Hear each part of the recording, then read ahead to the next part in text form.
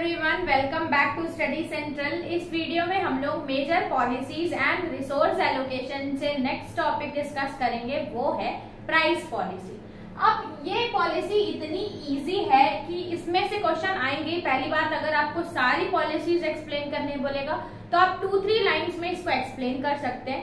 इसके साथ साथ ये इसका जो कंसेप्ट है ना, इसमें ऑब्जेक्टिव्स इंपॉर्टेंस ये नहीं है, सिर्फ आपको समझना है कि प्राइस पॉलिसी क्या है और क्यों लगेगी।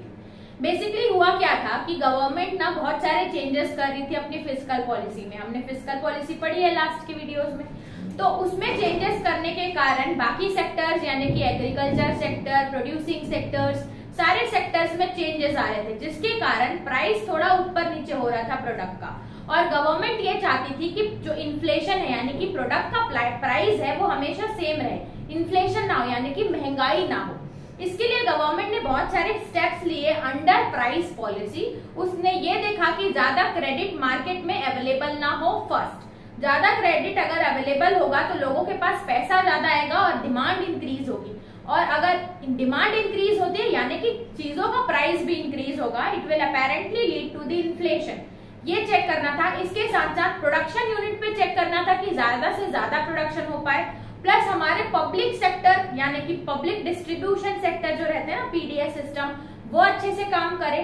इसके साथ साथ और भी ऐसे स्टेप्स लिए गए थे to control the prices of the product in the market. अब ये फ्री कर दिया था जो प्राइस है। प्राइस कैसे डिसाइड होगा? जनरली गवर्नमेंट डिसाइड होती है या उस प्रोडक्ट की डिमांड डिसाइड करती है और सप्लाई डिसाइड करता है कि उस प्रोडक्ट का प्राइस कितना होगा।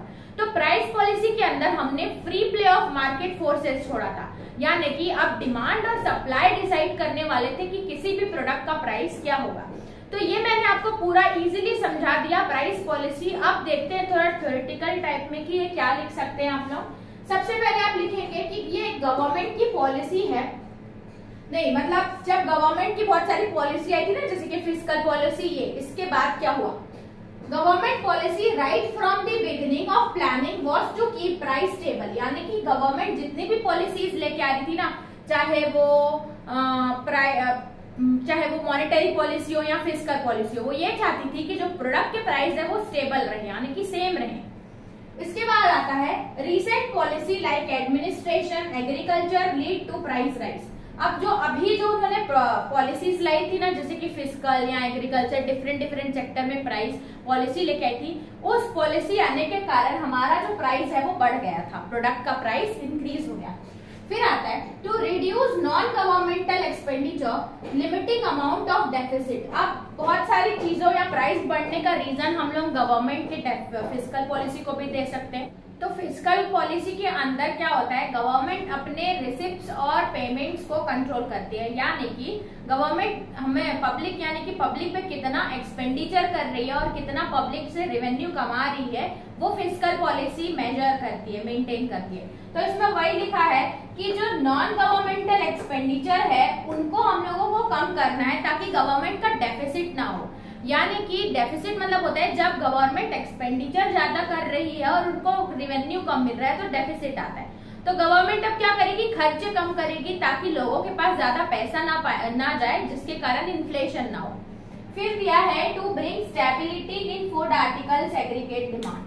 अब इसमें दिया है कि जो फूड आर्टिकल्स हैं वो उसका जो प्राइस है वो फ्लक्चुएट ना हो, उसमें स्टेबिलिटी आए ताकि प्राइसेस सेम रहे मार्केट में। ये प्राइस पॉलिसी में दिया है। इसके बाद गवर्नमेंट ने ये बोला कि उसके लिए हम लोग जैसे कि फूड आर्टिकल्स के प्राइस सेम रहे, इसके लिए हम लोग ट्राई करेंगे कि जो डिमांड आ रही है, aggregate demand is equals to aggregate supply रहे, क्योंकि जितनी डिमांड आएगी उतनी सप्लाई होगी तो प्राइस बढ़ेगा नहीं। अगर डिमांड ज्यादा है, सप्लाई कम है, यानी कि ऑब्वियस सी बात है उसमें प्राइस बढ़ जाएगा। इसीलिए कोशिश ये थी कि हमारा एग्रीगेट सप्लाई और एग्रीगेट डिमांड इक्वल हो। और ये भी चेक कर रहे थे कि पॉपुलेशन ग्रोथ पे कंट्रोल हो, पॉपुलेशन कम बढ़े, ये चेक किया जाता, तभी ही प्राइस सेम प्रिवेल कर पाएंगे। इसके बाद आता है limiting exclusive bank credit. Bank credit मतलब लोगों को लोन ज्यादा ना मिले, क्योंकि लोन मिलने से उनके पास कैश ज्यादा आएगा, जिससे डिमांड इंक्रीज होगी। डिमांड बढ़ने के कारण प्राइस भी बढ़ सकते हैं। फिर आता है इंक्रीज इन प्रोडक्शन। गवर्नमेंट ये इंश्योर कर रही थी कि प्रोडक्शन हमेशा अच्छा रहे। अब कंक्लूजन ये दिया है कि price policy will work to establish more elasticity, यानी कि जो प्राइस पॉलिसी गवर्नमेंट लेके आई थी वो इलास्टिक करेगी, यानी कि डिमांड को फ्री करेगी अकॉर्डिंग टू द डिमांड, यानी कि लोगों की रिक्वायरमेंट के हिसाब से इलास्टिसिटी रहेगी। इसके साथ साथ in all areas and public sector we are given freedom to free play. अब इसमें बोला है कि हम लोगों ने free play of market forces दे दिया, यानी कि अब जो प्राइस रहेंगे प्रोडक्ट के वो मार्केट डिसाइड करेगी, जैसे कि एग्रीगेट डिमांड और एग्रीगेट सप्लाई ही डिसाइड करेंगे कि प्राइस क्या रहेगा मार्केट में।